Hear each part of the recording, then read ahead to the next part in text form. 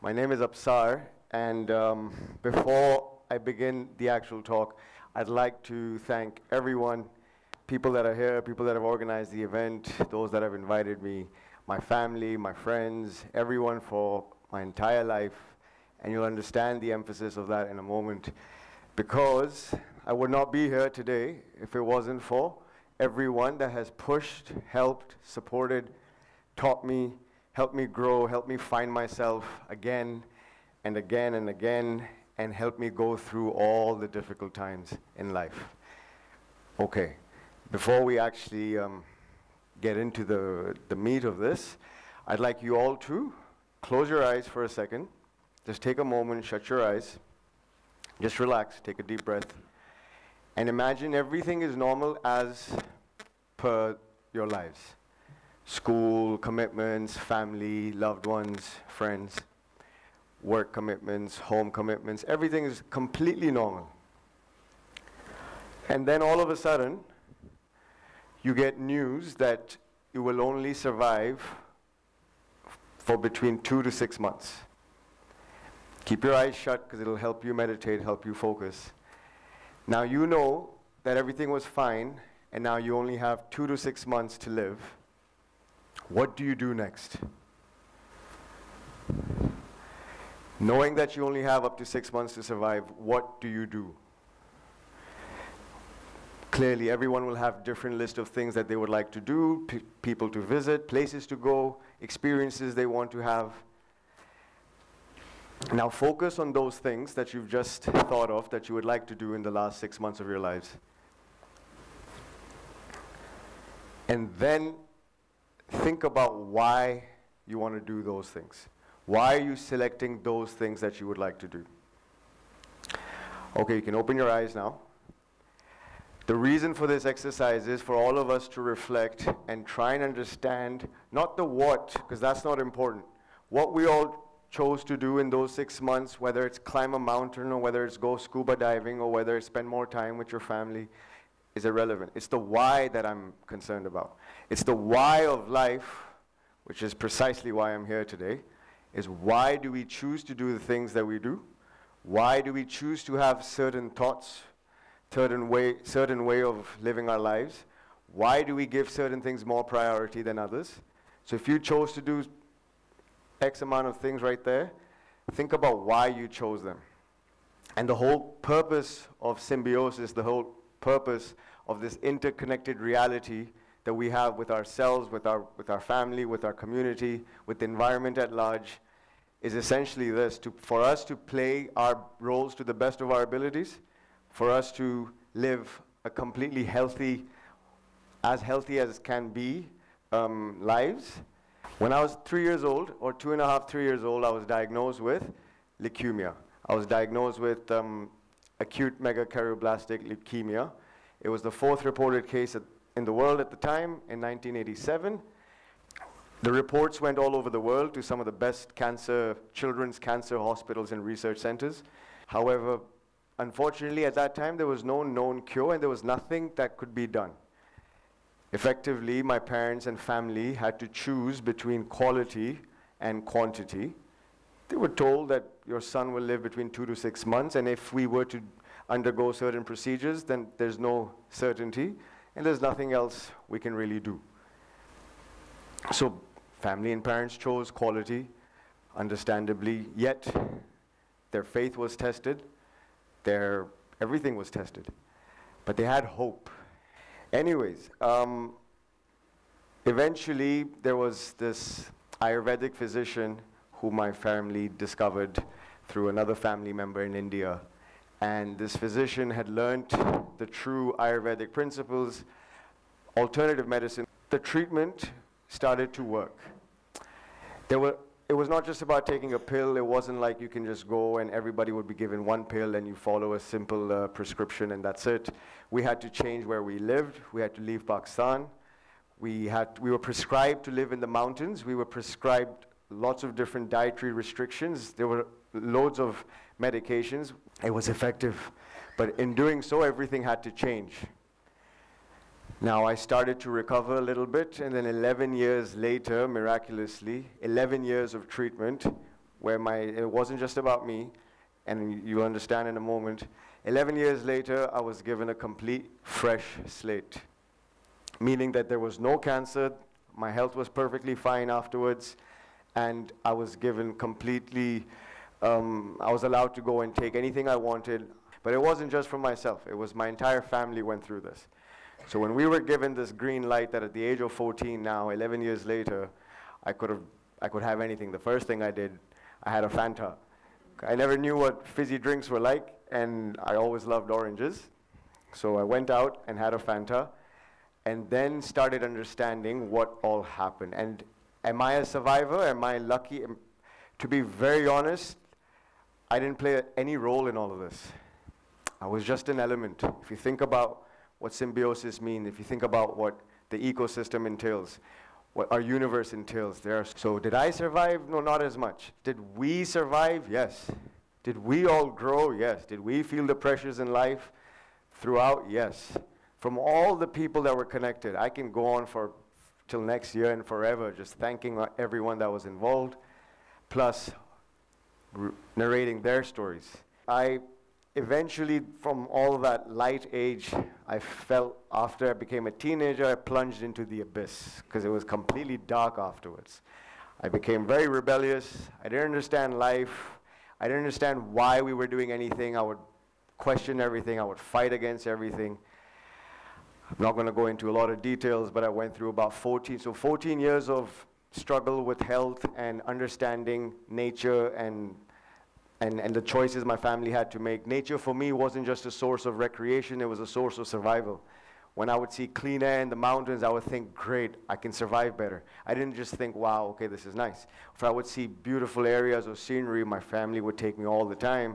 It was literally to help live better lives. So for me, nature was ingrained in my DNA since the earliest stages, literally to survive better, to live a better life. I woke up one day. I was in my late 20s and I woke up and I was completely dead inside. I didn't understand why. I didn't understand what was happening. I was completely dead because I believe I had lost myself totally. From what I was like as a child, from what I was like as growing up, from those things that I truly, when I did something I really wanted to because I believed in it wholeheartedly. And I completely forgot that over the next 14 years of my life. How does a caterpillar become a butterfly? It goes through that constant pressure for a long time. If you really look into it on a micro level, there's constant pressure, consistent pressure, and it stays there. And it doesn't shift. It doesn't allow for any flexibility. But the caterpillar doesn't give up. It keeps going. It keeps fighting. Keeps pushing. Eventually, sprouts wings and becomes a butterfly. I mean, who could have thought a caterpillar would turn into a butterfly? But it does. And the concept here is simply metamorphosis, which allows for real growth. I did not realize that. And through life, when I became, in my late 20s, when I discovered that I was completely demotivated, completely shattered, and broken from the inside, because everything I was doing in the last 14 years, i.e. 14 to 28, made no sense. And I was not doing it for the real reasons of why I wanted to live. I was just doing it for whatever reasons, but it wasn't focused on the why of life. It wasn't focused on the things that allow us to build better, healthier, symbiotic relationships. It wasn't focused on being interconnected with the reality around us. And as difficult as that was to understand, if I really put it into a little perspective, today 5% of what I do in life is for myself. If it was up to me, I'd live in the mountains as a hermit in a cave somewhere and eat flowers and walk around and take a dip in a glacier stream, or however. That's my ideal dream paradise. So 5% of what I do, I believe, is for myself. Everything else has to have a bigger reason, which is connected to everything around us. The environment, the people, families, children, adults, anyone, everyone, doesn't really matter. Right, so what happened when I moved to Pakistan, late 20s, I got on a single one-way flight. I got a one-way flight, came here not knowing what to do. I had no motivation. I had no desire. I had no understanding of what life was about. when I got here, the only thing I was truly motivated to do was have mangoes, because I hadn't had mangoes for a long time fully, and I had mangoes at my grandmother's house every single day, and that's it. And I was just shocked at how unsettled I was from the inside, or how I was extremely misaligned. And I ended up in the mountains in North Pakistan. I spent about 5.5, 6 months completely on my own. I was just doing research, going from village to village, learning about the environment, learning about the subcultures within Pakistan. And there are so many. Our country is so rich. Traveling in the mountains, and I discovered when I was completely alone, solo hiking, climbing at crazy altitudes, living completely with whatever I had, looking after my accommodation myself, pitching my tent wherever I could, trekking, and I was in the middle of nowhere, no phone signals, nothing at all.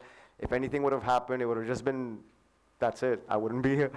But it was during that time when there were storms and there were fears, and I had to there was no choice. When you're completely alone and you're in the wilderness, you have to face your fears, otherwise you either do or you don't, right? So at that moment I realized it's not about right or wrong. Whatever you guys chose to do earlier in your minds, this is what I want to do, and even the why of why you want to do something, it doesn't matter. There's no right or wrong. It's simply, the focus ought to be is and is not. If it is, then it is, and that's you. And our entire journey is about understanding who we are as individuals, right? So when I was completely immersed in the wilderness, and I discovered that I had no choice but to face all the thoughts, all the darkness, anything that would come up in terms of what would make me think something that I wasn't happy thinking, I'd question it and I'd stop. And I said, right, I don't like the way this wiring is placed in my brain, I'm going to change it. And you can change it. It's not rocket science. You don't need anything. Just you have to have that will. I say it as if like I have so much will, but trust me, I don't. I have a lot of problems still today. But I'm constantly fighting. I'm constantly trying, because there's things that I'm still unhappy with in my life today. They weren't there before, but there are other things today. I'm working on it. As we should all be, really, right? So in that moment, I discovered the most beautiful thing that I love doing and I can do completely wholeheartedly is work for our environment, do something that promotes the outdoors, because essentially that is where I felt the most at peace.